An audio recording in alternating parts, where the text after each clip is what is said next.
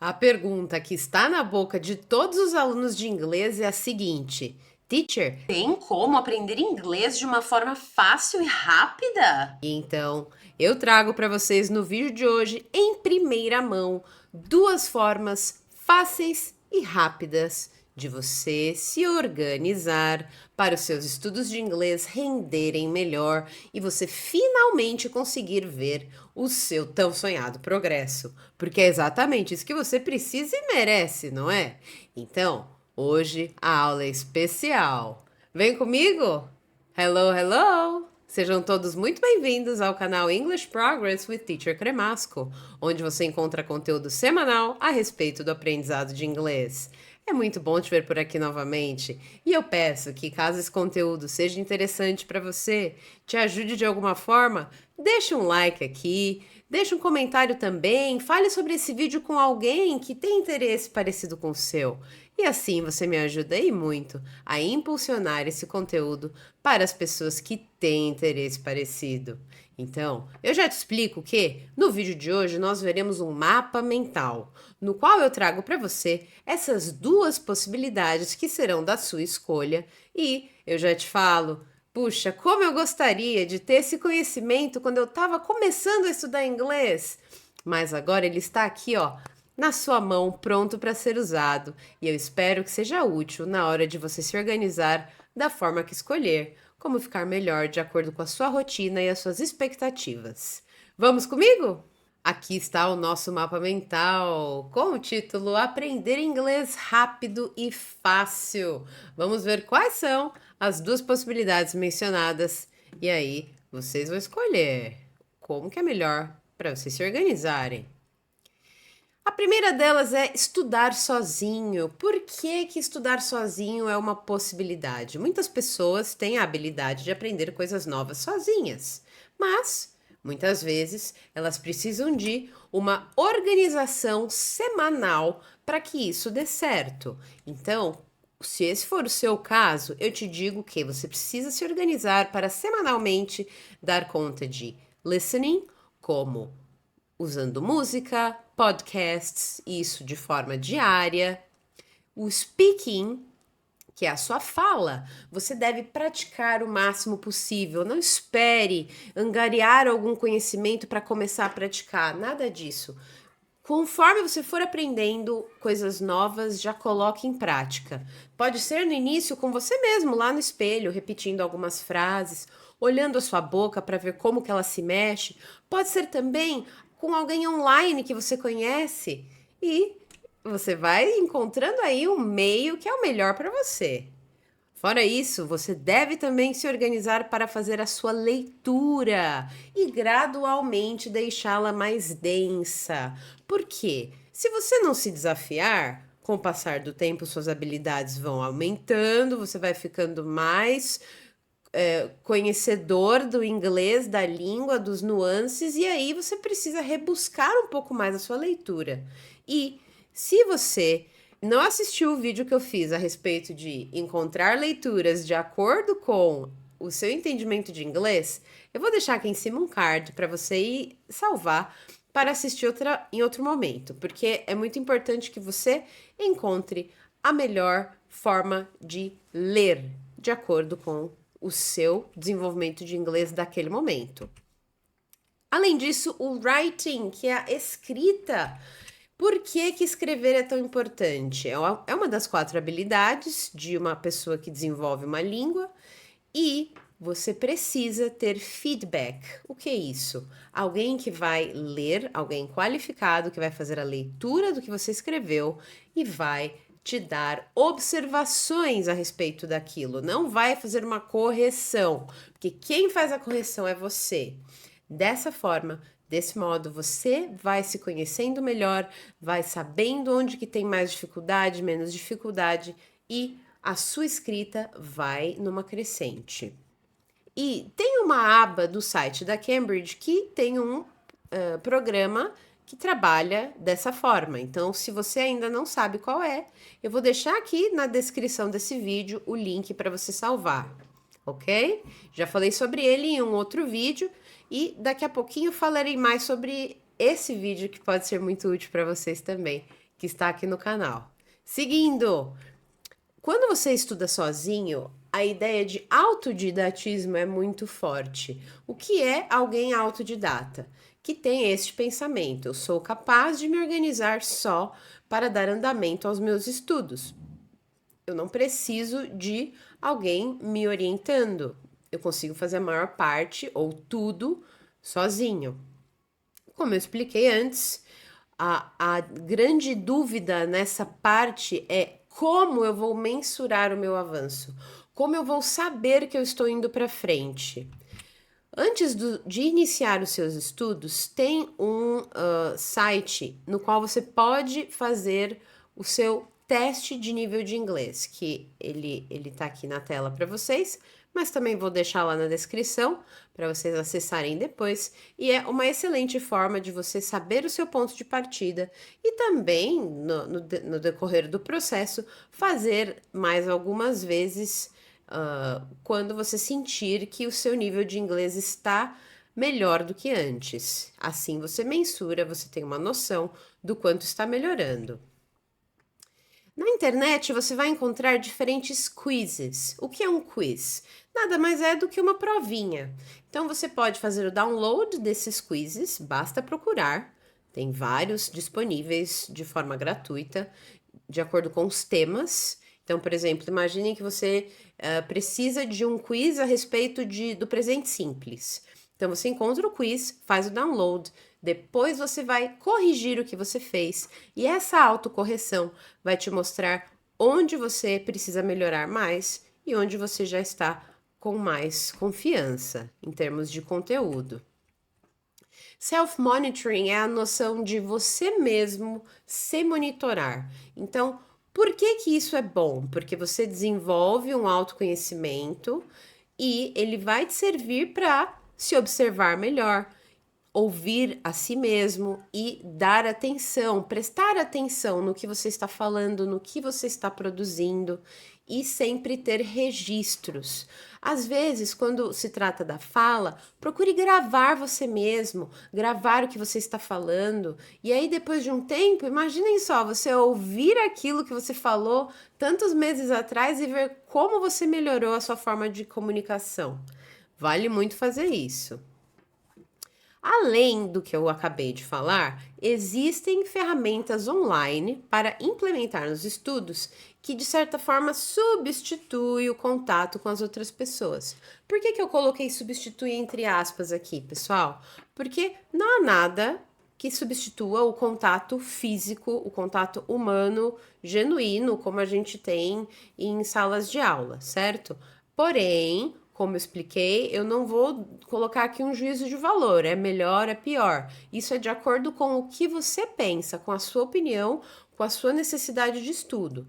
Então, nessa prática em que você estuda sozinho, você precisa sim ter ferramentas que vão te dar suporte. E se você não assistiu o vídeo em que eu falo sobre ferramentas de estudo, eu vou deixar aqui em cima o card. Por favor, assista e nela eu explico tintim por tintim cada uma dessas ferramentas que eu vou mostrar aqui agora rapidinho, só para fazer aquela retomada. Você que acompanha o canal já sabe muito bem do que eu tô falando. Mas, vejam só, primeira ferramenta é a respeito de leitura. Free English Storybooks, para você fazer a escolha de um livro e fazer a leitura. Speaking Skills, TED-Ed. Gente, adoro TED Talks, adoro. Eu acho fantástico. E o TED-Ed é uma parte do TED que é educacional e tem pequenas atividades, é fantástico. Assistam lá para entender melhor, mais a fundo do que eu tô falando. Write and Improve, aquela iniciativa que eu te falei da Cambridge antes, vocês podem olhar lá e fazer esse envio do texto, e vocês vão receber o feedback, e aí você vai desenvolvendo a sua habilidade de escrita em parceria com a Cambridge, os professores que fazem essas correções tão valiosas, na verdade, não correções, esses apontamentos na sua escrita. Hello Talk é um aplicativo que você pode ter contato com nativos do inglês, falantes nativos do inglês. English Listen and Write. Esse é um aplicativo também que você pode ouvir e escrever a palavra que falta. Então, você vai praticar a sua compreensão auditiva e a sua escrita ao mesmo tempo. E FreeRise é um joguinho, um aplicativo ali, na verdade, um site que traz uma brincadeira para você saber o significado de algumas palavras no contexto ali. Então é legal para você ampliar o seu vocabulário. Essas foram as diferentes ferramentas que eu mostrei nesse vídeo, que eu já deixei o card aqui para você olhar, e com certeza você dando uma olhada nele vai ver o quanto essas ferramentas são ricas e como você deve já, a partir de agora, desse minuto, começar a fazer uso. Você não sabe o que está perdendo. E agora, para a segunda etapa do nosso vídeo, da nossa explicação, eu vou falar sobre a possibilidade número 2, que é estudar em grupo. Então, já que, imagine que a primeira possibilidade de estudar sozinho não é para você, você não se sente confortável, precisa de um grupo, sente que a orientação direta de um professor vai fazer toda a diferença. Tranquilo, como falei anteriormente, não estou colocando juízo de valor, estou colocando possibilidades para você organizar sua mente, organizar seus estudos e saber o que fazer, saber qual é o seu plano de ação. E quando você escolhe estudar em grupo, é muito comum você pensar o que vão me dizer para estudar todos os dias. Procure pensar que, por mais que você vá ter uma rede de apoio nos estudos, que seja o seu grupo, né, das pessoas que fazem parte da sua sala de aula, o seu professor, você precisa ter a proatividade de, bom, vou me organizar, esse é o meu material didático, essa é a minha lição de casa, não vou ficar esperando alguém me falar, eu vou explorar. Então, esse espírito de explorar deve estar dentro de você para obter o sucesso nessa possibilidade de estudar em grupo. Então, uma ideia disso é o seguinte, certo? São 2 dias por semana em que eu vou estudar em grupo. Vou para minha aula, vou ter contato com os meus colegas, com o meu professor. E os outros dias, né? Eu brinco falando, olha, os outros dias precisa continuar estudando, não é para deixar o material lá fechadinho, bonitinho. Ó, que incrível! Eu tô indo só 2 dias por semana e estou aprendendo, gente. Não é assim que a banda toca, certo? Então, tendo isso em mente, já se prontifique a fazer uso dos outros dias para se organizar, implementando sempre a leitura independente da sua rotina de estudos. Seja anteriormente, se você escolheu estudar sozinho, seja agora que você escolheu, de repente, estudar em grupo. A leitura, ela é fundamental para você aprender vocabulário novo, aprender formas legítimas de expressão em inglês, diferentes usos de palavras que muitas vezes nem passaram pela sua cabeça. E aí os alunos perguntam, nossa, teacher, mas você sabe tudo isso de palavra? Não, claro que não. Eu não sei tudo isso de palavra. Mas quando eu vou fazer a minha leitura, quando eu estou absorta numa leitura, num livro, num texto, eu vou aprendendo palavras novas que, com o meu conhecimento, eu consigo entender pelo contexto o que é aquela palavra. E é isso que vai acontecer também com você. Se você desenvolver essa leitura constante, você vai, através do contexto, ser capaz de não entender tintim por tintim o que é aquela uma palavra que você não sabe, mas o contexto vai te contar, certo? E quando você está em um grupo com um professor, existe a sequência didática, cronológica. Por que eu digo isso? A cronologia nos estudos, ela é fundamental, porque você não pode aprender um tempo verbal mais difícil sem ter como base o simple present, por exemplo, que é um dos tempos verbais ensinados no nível básico para os alunos. Por quê?